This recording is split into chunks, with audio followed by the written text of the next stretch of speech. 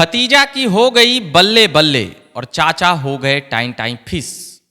ऐसा इसलिए कह रहा हूं क्योंकि जिस प्रकार से एनडीए के प्रेस कॉन्फ्रेंस में जो बातें निकल कर आई, जब आरएलजेपी के एक भी सीट मिलती हुई नजर नहीं आई, तो फिर वहां पर कई प्रश्नवाचक चिन्ह खड़े होने लगे। भाजपा क्या सोच रही थी इन 2.5 सालों में, और चिराग पासवान क्या कर रहे थे? उनके चाचा पशुपति कुमार पारस मोदी सरकार में मंत्री थे। अचानक ऐसा क्या हुआ कि एक भी सीट पशुपति पारस के खाते में देना मुनासिब नहीं समझी बीजेपी? इससे छोटी छोटी पार्टियों पर भी असर पड़ेगी भविष्य में, या क्या भाजपा ओरिजिनल लोजपा चिराग के ही लोजपा को मान रही थी, पशुपति पारस के लोजपा को नहीं मान रही थी? तो ऐसा फैसला उस वक्त क्यों नहीं ली भाजपा, जब अपने कैबिनेट में पशुपति पारस को जगह दे रही थी? क्या मजबूरियां रही थी?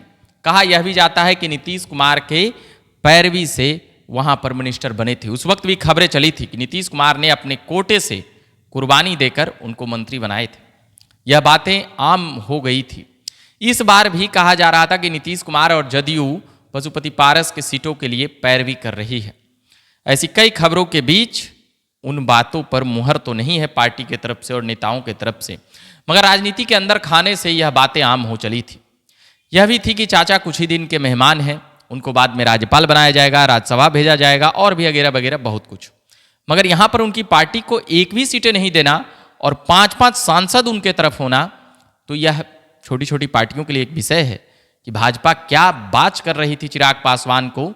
क्या चिराग पासवान की सभाओं में आने वाली भीड़ का इतना दबाव था कि वह दबाव नहीं झेल पाई बीजेपी, और वह दबाव में बिखर गई आरएलजेपी। पशुपति पारस क्या बिखर गए? यह कई सवाल छोड़ गया है।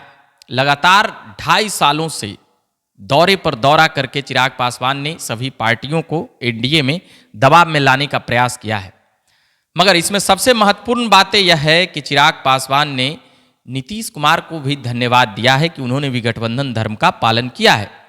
यानी यहां पर भी चिराग पासवान मास्टर स्ट्रोक चल दिए एकदम। तो यहां पर कई राजनीतिक बातें से इतर हटके जो चिराग पासवान लगातार नीतीश कुमार पर हमलावर रहते थे, उनका अचानक से बयान बदला बदला नजर आया।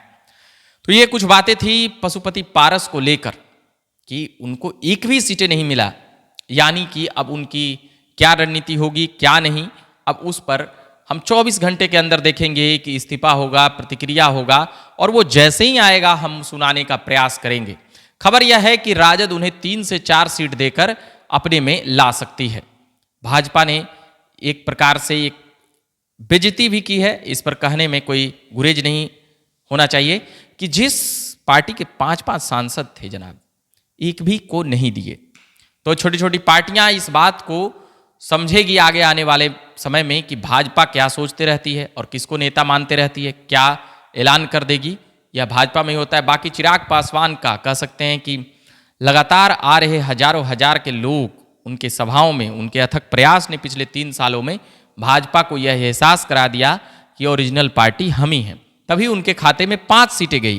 पहले बातें यह चल रही थी कि 2 सीटें मिलने वाली है, 3 सीटें मिलने वाली है, 4 सीटें मिलने वाली है, 6 सीटें मिलने वाली है, 5 सीटें मिलने वाली है। उन तमाम चीजों पर पूर्ण विराम लगा और 5 सीटों पर डन हो गया। 5 वही सीटें मिली जो पहले थी, 1 सीटें नहीं मिली। उसको लेकर चिराग पासवान भी कह चुके हैं कि भाई सभी ने थोड़ा थोड़ा कुर्बानी दी है, बलिदान दिया है, तो हम भी हैं। मगर यहां पर अंततः एक ही बातें दिख रही है। पूरा इस एक मैथमेटिक्स का कह लें कि सॉल्यूशन जब निकला तो आंसर यह आया कि भतीजा का हो गया बल्ले बल्ले, चाचा हो गए टाइन टाइन फिश। ये बातें निकल कर आई। फिलहाल आज की बड़ी खबरों में यही थी। बाकी आप बने रहिए झकास भारत पर। मेरा नाम रविकांत हुआ। अभी के लिए